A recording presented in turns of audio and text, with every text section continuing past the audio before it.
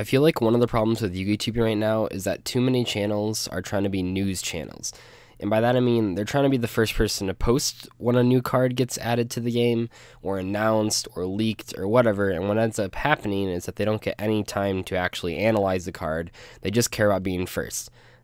Here's a fun fact: you're never going to be faster than Mega Capital G or House of Champs when it comes to uploading cards.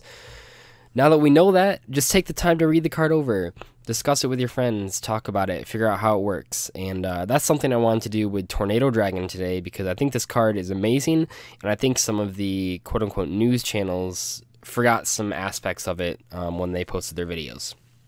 So Tornado Dragon is a card coming out at Maximum Crisis. It's a TCG exclusive. It's a rank 4 Wind Worm monster, and it takes just 2 level 4 monsters, so it's completely generic, and its effect is pretty straightforward. Once per turn, during either player's turn, you can attach 1 Exceed material from this card, then target 1 spell or trap card in the field, destroy it. It has 2100 attack for what it's worth, and 2000 defense, although those aren't super relevant. Now, this card is great, and I think the immediate comparison that came up for a lot of people, including myself, is Diamond Direwolf. Now, maybe there are some differences here that I can address. First of all, Diamond Direwolf generally is destroying itself with its effects. You're getting both materials into the graveyard. Diamond Direwolf can also pop monsters and stuff like that, but I think most players at this point sort of realize that Diamond Direwolf is almost exclusively used as a generic rank 4 monster to bait out back row. Let's say your opponent has a Solemn Strike face down and you summon the Diamond Direwolf. Now they have to either strike the Diamond Direwolf or realize that the Diamond Direwolf is just going to pop the strike. And it's an oversimplification to say that Diamond Direwolf's effect is literally just force out a trap card, but that's pretty much what people use it for. And in that regard, Tornado Dragon is just, for most cases, infinitely better. And by that I mean, it's going to do everything Diamond Direwolf does, and then some. The main difference here is that Tornado Dragon only attaches 1 material, and it's during either player's turn. This matters because it means that you can actually summon it first turn as a defensive option, sort of like a Giant Hand, sort of like a rank 4 Gram Pulse, and that's great. It really is.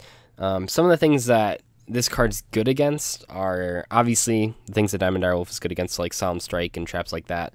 But I really like this card against Paleozoics, and even though Paleozoics are kind of falling out of favor right now, I think if they ever start to rise up, this card could be a great counter.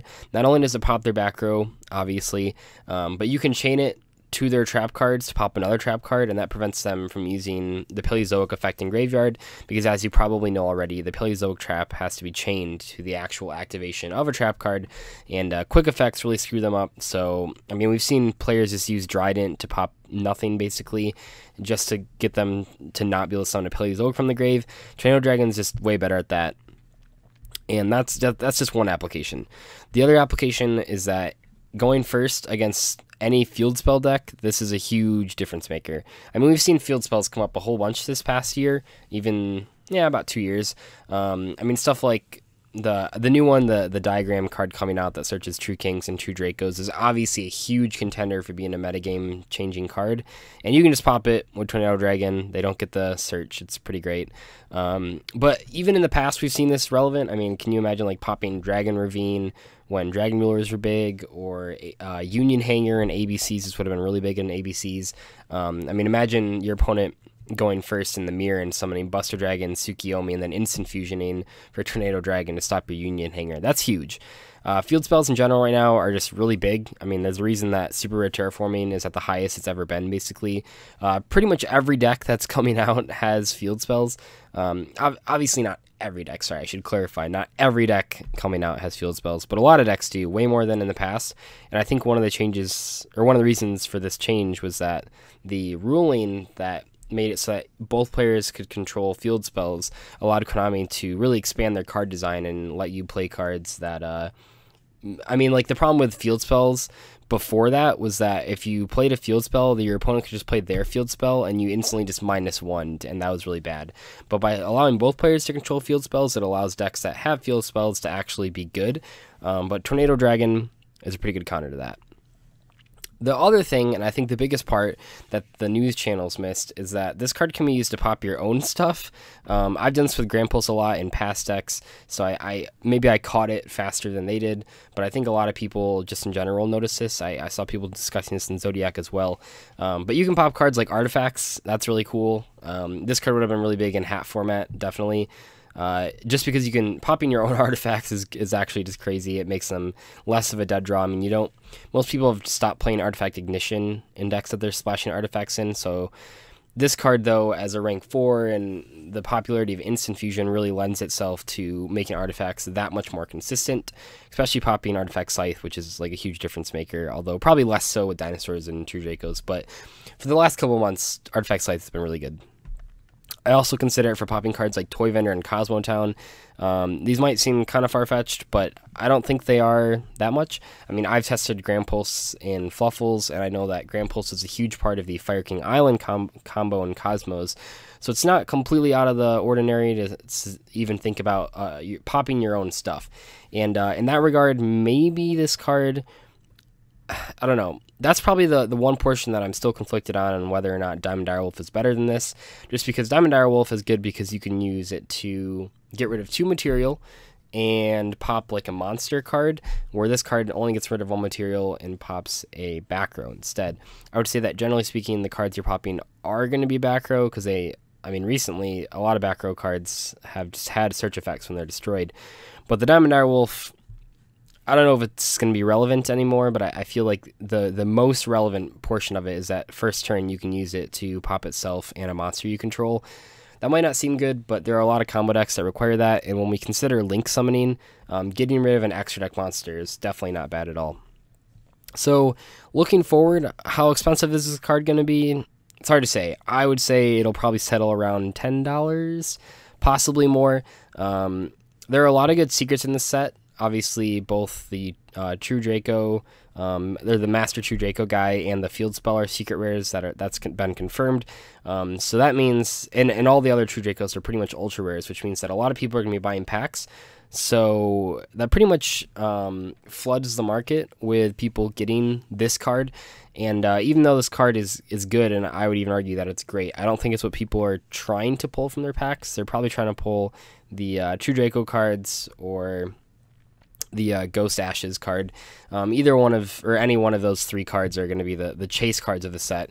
And I think this card is in a similar position as Theseus was last set.